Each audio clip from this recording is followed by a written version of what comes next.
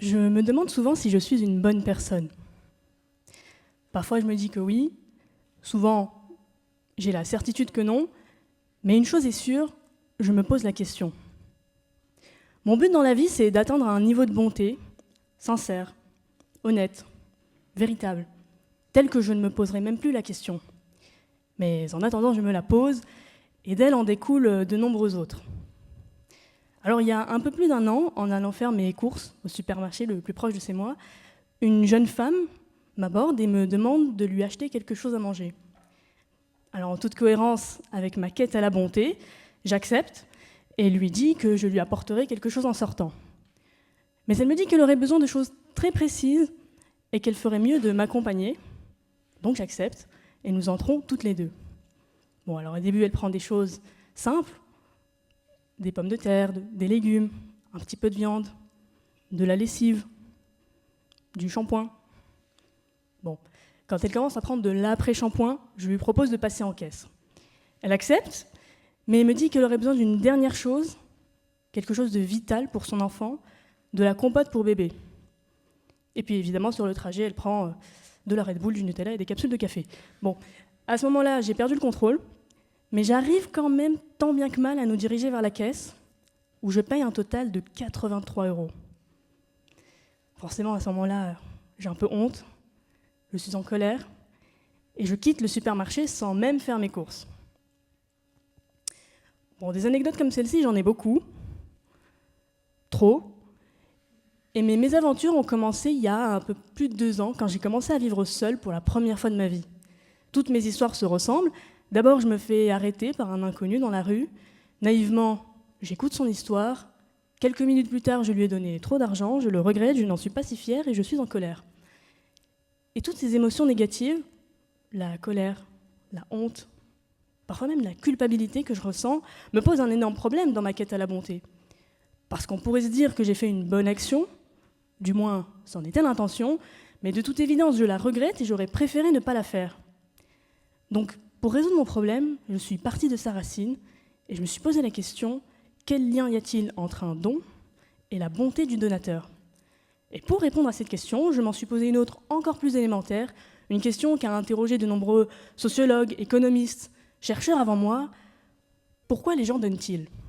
Alors en 2011, René Beckers et Pamela Wipkins, chercheurs à l'université d'Amsterdam, se sont posé la question, et comme ils n'étaient pas les premiers, ils ont réalisé une synthèse de 500 articles sur les dons et les motivations aux dons.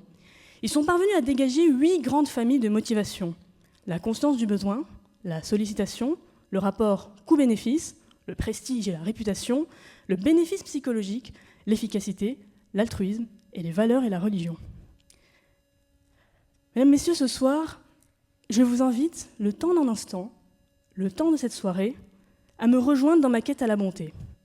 Ensemble, nous allons parcourir 6 grandes motivations au don, nous allons tenter d'y trouver les miennes et pourquoi pas me trouver des pistes pour me rapprocher de ma destination finale. Alors un premier mécanisme indispensable à la philanthropie, c'est la conscience du besoin. Si je suis au courant qu'il y a eu un tremblement de terre au Maroc, par exemple, je serai plus susceptible de faire un don aux populations locales. Donc forcément, cette conscience du besoin, elle est indépendante du donateur. Ce sont les médias, les associations caritatives ou les bénéficiaires qui vont agir dessus. Par exemple, si je suis au courant qu'il y a eu un tremblement de terre au Maroc, je serai plus susceptible de posséder l'information et donc de faire un don. Mais détenir l'information ne suffit pas à faire de moi un donateur. En fait, il y a un autre phénomène qui intervient, c'est l'angoisse et la culpabilité. Je donne pour soulager mon inconfort face à la misère du monde. Et donc si on part de ce postulat, le psychologue américain Robert Cialdini considérait que derrière l'altruisme se cache en fait une motivation purement égoïste. Je donne plus pour soulager mon inconfort face à la misère des autres que pour soulager la misère des autres. Et si on part de ce postulat, alors faire des dons ne fera pas forcément de moi une meilleure personne. Mais à l'inverse, un autre psychologue américain, Daniel Batson, considérait que cette souffrance que je ressens face à la misère des autres, c'est le résultat de mon empathie. Je donne pour soulager les autres de leur souffrance, souffrance qui, par mon empathie, m'affecte aussi. Et si je pars de ce postulat, alors peut-être que faire plus de dons fera de moi une meilleure personne. Une deuxième motivation importante pour le don, c'est le prestige et la réputation.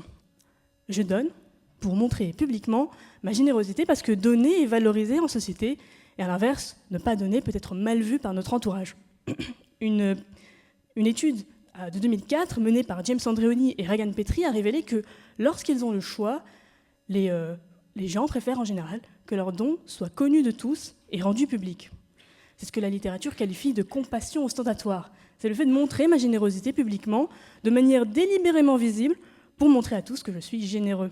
Et c'est d'ailleurs pour cela que les associations caritatives ont proposé des rubans, des jetons, des bracelets à leurs donateurs. On peut même montrer que les gens sont généralement beaucoup plus généreux lorsqu'ils sont sollicités en face à face plutôt que lorsqu'on les appelle au téléphone. Et on peut même aller plus loin et constater que les bénévoles en porte-à-porte récoltent plus d'argent lorsqu'ils regardent leurs interlocuteurs dans les yeux plutôt que lorsqu'ils regardent ailleurs, la boîte de donation par exemple. En fait, se sentir observé a un réel impact positif sur les donateurs. Et une fois de plus, là on est face à un type de motivation un petit peu égoïste, parce que donner pour se valoriser en société ne pourra pas me mettre sur la bonne voie dans ma quête à la bonté. Un autre type de motivation qu'on pourrait considérer, c'est le rapport coût-bénéfice. Quand on parle de coût, on ne parle pas forcément de l'aspect monétaire. Bon, parce que forcément, quand je donne de l'argent, je perds de l'argent. Mais on parle aussi de l'aspect pratique. Plus il est facile de faire un don, et plus les gens donnent. On a constaté que, par exemple, les actes généreux étaient beaucoup plus nombreux lorsqu'il fait beau, par exemple. Plus il est simple de donner, et plus les gens donnent. Et quand on parle de bénéfices, là, on va parler de ce que j'attends en contrepartie de mon don. Par exemple, dans le cadre d'un crowdfunding, si je fais un don à un orchestre symphonique ou à un musée, j'attends en contrepartie des rencontres, des concerts privés, des dîners. Et donc forcément, on est face à un type de motivation très controversé. Est-ce qu'il s'agit encore d'un don si j'attends quelque chose en retour? Et une fois de plus, on voit un peu l'égoïsme du donateur qui agit d'abord dans son propre intérêt. Mais on ne perd pas espoir. Il reste d'autres types de motivation. Et le suivant, c'est le bénéfice psychologique. Donner, ça fait du bien. De nombreuses recherches, études scientifiques ont tenté de montrer que faire un don sollicite dans le cerveau les zones liées à la récompense. C'est ce qu'on appelle le warm glow ou le joy of giving. C'est l'effet de se sentir bien après avoir fait un don. Et cette sensation de bien-être, elle peut découler de plusieurs choses, parce qu'on se sent en adéquation avec ce que la société attend de nous, parce qu'on s'est donné une bonne image de soi-même, ou encore parce qu'on s'est délesté du poids de la culpabilité face à la misère du monde. Mais encore une fois, on est face à un type de motivation qui met l'intérêt du donateur et son bien-être au cœur de ses préoccupations. Alors, le type de motivation suivante, c'est les valeurs et la religion. Il y a un peu plus d'1 an, je sortais du consulat du Maroc, de la ville de Lyon. Et un vieux monsieur m'arrête et me raconte son histoire. Alors il m'explique, dans le dialecte marocain, que c'est un professeur d'arabe en Espagne, qu'il est bloqué en France, qu'il traverse une période super compliquée dans sa vie et que personne ne semble saisir l'ampleur de sa détresse. À ce moment-là, c'était le mois de Ramadan. Le mois de Ramadan, c'est le mois du partage, de la générosité, de l'entraide. Alors, dans le but d'aider un confrère musulman, un compatriote marocain, je lui donne tout ce que j'ai sur moi à ce moment-là, c'est-à-dire un billet de vin.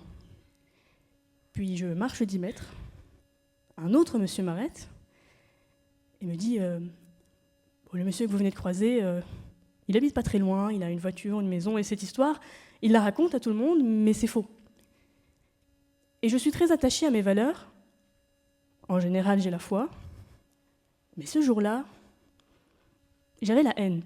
En fait, ce jour-là, j'ai réalisé que mes motivations liées aux valeurs, à la religion, n'étaient pas assez fortes pour annihiler cette amertume que je ressens quand je sais que, quelque part, je me suis un peu fait avoir. Mais on ne perd toujours pas espoir, parce qu'il reste une dernière motivation dont on n'a pas parlé, et c'est l'efficacité. Les donateurs cherchent à avoir une réelle contribution pour la cause qu'ils défendent. Et c'est d'ailleurs pour cela que les associations qui ont reçu l'approbation d'une personne hautement placée sont généralement celles qui récoltent le plus d'argent parce que les donateurs savent que leur don aura un réel impact, une réelle utilité. Et moi, dans mes nombreuses mésaventures, il m'est arrivé une fois de me faire arrêter par une jeune femme qui était sourde ou malentendante. Alors elle vient me voir, elle me tend une pétition, et là vous vous dites, le coût de la pétition, un classique. Moi j'en savais rien, j'en avais aucune idée, la France entière était au courant, moi j'en savais rien, donc forcément je l'ai signée cette pétition. Et là elle m'explique en langue des signes qu'elle attend une contribution financière. Donc je regarde ce que les gens ont donné avant moi, et un petit peu par mimétisme, et un petit peu parce que j'ai paniqué, je donne 10 €. Et puis elle m'explique que le minimum, c'est 20 €. Bon, on est d'accord, hein, c'est idiot, le principe d'un don, c'est de donner à la hauteur de ce qu'on est capable de donner, et ça paraît contre-productif de mettre un seuil minimal. D'autant plus que j'ai déjà donné ce que je pouvais donner à ce moment-là en tant qu'étudiante. Ça, c'est ce que j'aurais aimé lui dire. Mais elle était sourde ou malentendante, que j'ai un peu paniqué. Et donc j'ai dit rien, j'ai rien dit. Elle m'a accompagnée au distributeur automatique le plus proche, et j'ai retiré les 10 € supplémentaires, les ai donnés avant de repartir honteusement et en colère. En fait, il est là mon problème. Cette amertume, cette colère que je ressens quand je sais que j'ai fait un don et que je me suis un peu fait avoir, c'est la sensation d'une inutilité, une inefficacité. La société ne me remerciera pas pour ces 20 € que j'ai donnés à une association frauduleuse au milieu de la place Bellecour, et ça m'agace.